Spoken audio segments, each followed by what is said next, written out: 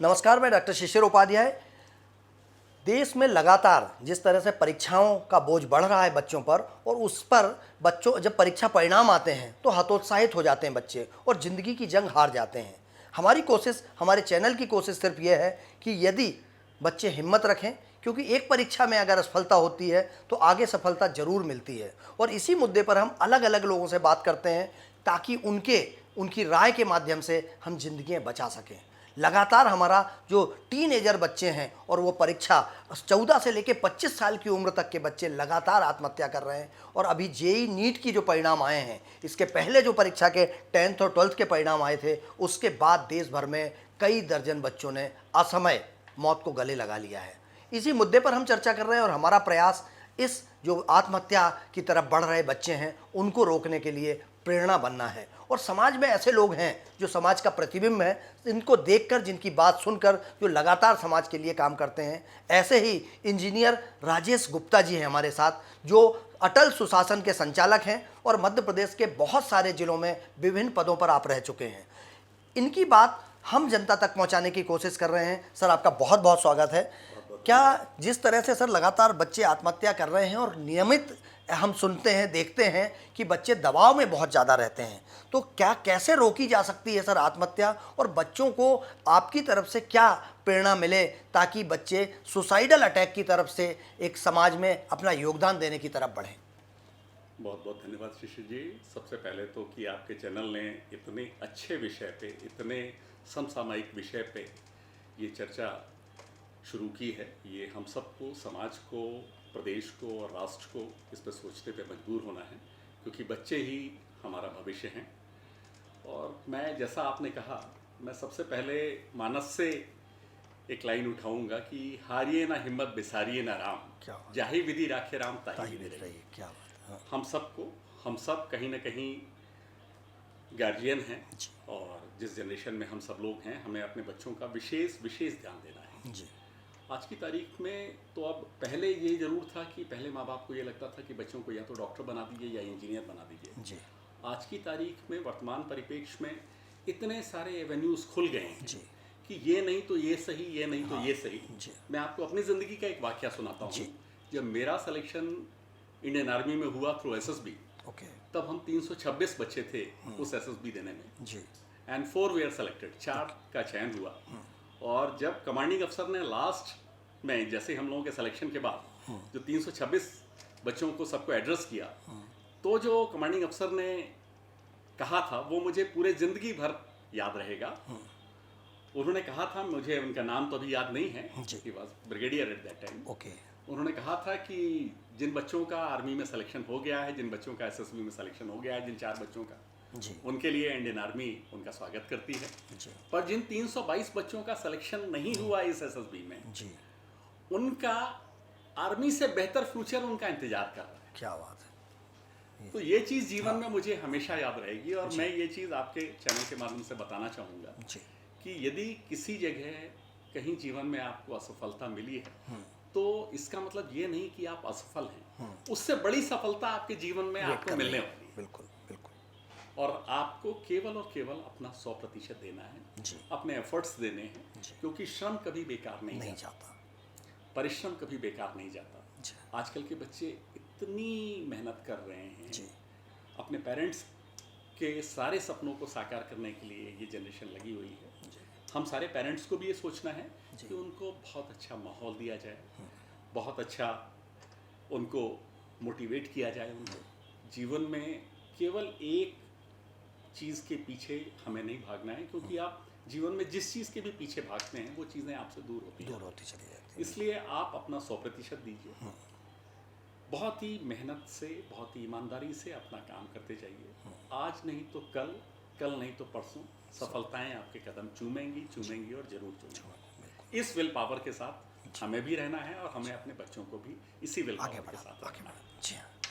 जिस तरीके से सर, चूँकि हम बदलते परिवेश में, पहले परीक्षाओं में और आज की परीक्षाओं में बच्चों पे दबाव तो पड़ा है सर, लेकिन क्या और किस तरीके से रोका जा सकता है इसको, क्योंकि सामाजिक जिम्मेदारी भी, क्या समाज को इसमें आगे आना चाहिए, क्या पेरेंट्स को आगे आना चाहिए? हम बहुत कोशिश करते हैं लेकिन हम अपने बच्चे को हमेशा उसका बच्चा 99% लाए और तुम 98% क्यों लाए, ये एक क्या इससे दूर होना आवश्यक है? बिल्कुल सही बात कही। आज की तारीख में कंपटीशन ऐसा बढ़ गया है जिसको हम कह सकते हैं कि ये नेगेटिव कंपटीशन हो सकता है, क्योंकि पहले गुड सेकंड क्लास ही बहुत बड़ी चीज़ हुआ करती जी थी। जी 60% आ जाए तो लोग बहुत कहते थे कि फर्स्ट क्लास है। जी हाई स्कूल, इंटरमीडिएट, जी graduation, post graduation, four first class कहलाती थी। Yes. मतलब 60% के ऊपर यदि आप आ रहे हैं तो आप बहुत टैलेंटेड व्यक्ति हैं। जी डे बाय डे चीज़ें परिवर्तनशील होती गई और आज की तारीख में 90s से लेके और 100 परसेंटाइल जी हाँ पे लोग बात करते हैं। जी पर मेरा हमेशा से मानना ये रहा है कि बहुत मेहनत कर रही है आज की पीढ़ी। वर्तमान की पीढ़ी बहुत सेंसिटिव है, हमें इन्हें बहुत संभाल के रखना है। और इस जनरेशन, सीनियर जनरेशन की ये जिम्मेदारी मैं मानता हूँ, ये महती आवश्यकता है आज की तारीख में कि सारे पालकों को बिल्कुल भी स्ट्रेस नहीं देना चाहिए अपने बच्चों को, क्योंकि वो बच्चे अपने आप से ही इतने ज़्यादा, क्योंकि इन्वायरमेंट आजकल ऐसा हो गया है कि हर चीज़ की खबर सबको है। हाँ इसलिए उन बच्चों को बहुत ही स्नेह के साथ, बहुत प्यार के साथ हर चीज़ों को समझाना चाहिए हमें। और उनको ये बिल्कुल नहीं सोचना चाहिए कि यदि तुम्हारा ये रिजल्ट में किसी कारणवश तुम कुछ कम हो तो तुम परेशान होगे या हम उससे परेशान होंगे। तुम जो करोगे वो हमें मंजूर है, ये पेरेंट्स को सोचना चाहिए। बहुत बढ़िया जी, बिल्कुल ठीक। सर इसी के साथ एक बात और आ रही है कि क्या वजह हो सकती है जिसपे बच्चे इतना धैर्य कम हो गया है?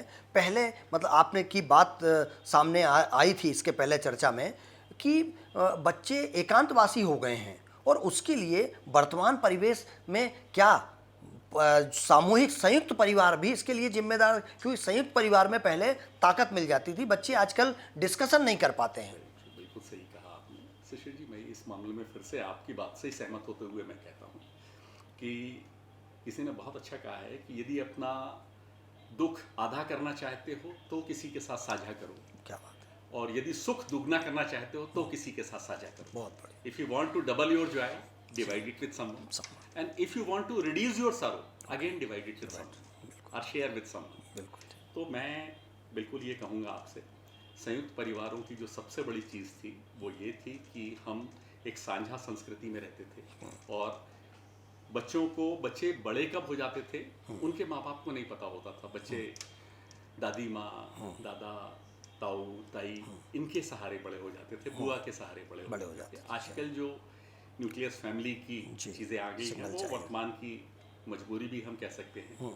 पर हमें अभी भी ये सोचना है कि चीज़ों को हम जितना अपने हाथ में लें और हम अपनी जिम्मेदारी, ये हमारी बहुत बड़ी जिम्मेदारी है कि आज के बच्चे इतने स्ट्रेस में हैं और जो हम देख रहे हैं इस समाज में, इस परिवेश में कि इतनी आत्महत्याएं हो रही हैं, हमें उन बच्चों को समझाना होगा। हमें उन बच्चों को बहुत ही प्रेम से पुरानी संस्कृतियों से जोड़ना, तारुफ कराना पड़ेगा उनको कि किसी भी चीज़ से आज नहीं तो कल होता है, हर सवाल का हल होता है। क्या बात है। तो कभी भी ये नहीं सोचना है कि मैं इस परीक्षा में यदि मैं थोड़ा सा असफल हो गया हूँ तो अब जीवन में कुछ नहीं बचा। जीवन में उससे अच्छी चीज़ें बची हैं। मैं आपको एक बिना नाम लिए मैं एक अधिकारी का नाम मैं जानता हूँ जो MPB के सिलेक्शन में 2 बार उनका सिलेक्शन नहीं हुआ असिस्टेंट इंजीनियरशिप में, और फिर वो ही MPB के CMD बने। क्या बात है, कितनी बड़ी बात है ये। तो देखिए ये चीज़ नहीं है, एक और बेहतर चीज़ होनी है, इसलिए ये नहीं हुआ। आदमी कहता है ना कि आपका चाहा नहीं हुआ, एनीवे यदि उसका चाहा हुआ हो रहा है तो वो और अच्छी बात है। तो ईश्वर ने आपके लिए, यदि आप इस दुनिया में आए हैं तो आपके लिए कुछ ना कुछ फिक्स किया हुआ है। और हर पर्सनालिटी एक यूनिक पर्सनालिटी है इस दुनिया में, और वो उस व्यक्ति को यदि समय मिलेगा और वो व्यक्ति उसी जो उसकी चाहत है, जो उसकी तमन्ना है, जो उसकी हॉबी है, जो उसकी यूनिक क्वालिटी है, यदि उस फील्ड में उसने काम किया तो वो दुनिया का सबसे सफलतम व्यक्ति यही बनेगा। क्या बात है, बहुत। तो मैं फिर से आपके इस चैनल और आप इस चर्चा के माध्यम से सारे पालकों को ये अनुरोध करूंगा कि बच्चों के साथ मिले जुलें, उनके साथ बैठ के बातें करें, क्योंकि बातें गिरा देती हैं फासलों की दीवारें। क्या बहुत बढ़िया। उन सब बच्चों को ये कभी नहीं लगना चाहिए कि मैं पेरेंट्स को क्या बताऊंगा, पेरेंट्स के साथ बैठिए, बच्चों के साथ आप बैठिए पेरेंट्स के रूप में, और उनके साथ बैठ के उनके अनुभवों को शेयर करिए, अपने जो जीवन के निचोड़ है, जीवन का अनुभव है, उनको उनके साथ शेयर करिए, जिससे उनके विल पावर स्ट्रांग होगा, उनकी इच्छा शक्ति बढ़ेगी, और उनको किसी भी परिस्थितियों में समाज को झेलने की और परिवार के साथ सुदृढ़ रहने की बात होगी। मुझे याद आती हैं 2 लाइनें, वो मैं आपके साथ शेयर कर देता हूँ कि तन को बलि बना लो ऐसा, तन को बलि बना लो ऐसा, सहले सर्दी बरसा घाम, तन को बलि बना लो ऐसा, सहले सर्दी बरसा घाम, और मन को बलि बना लो ऐसा, मन को बलि बना लो ऐसा, सहले गम का हर पैगाम। क्या बात है, क्या बात। तो मैं ये सारे पेरेंट्स से भी मेरी गुजारिश होगी कि वो अपने बच्चों के साथ समय गुजारें,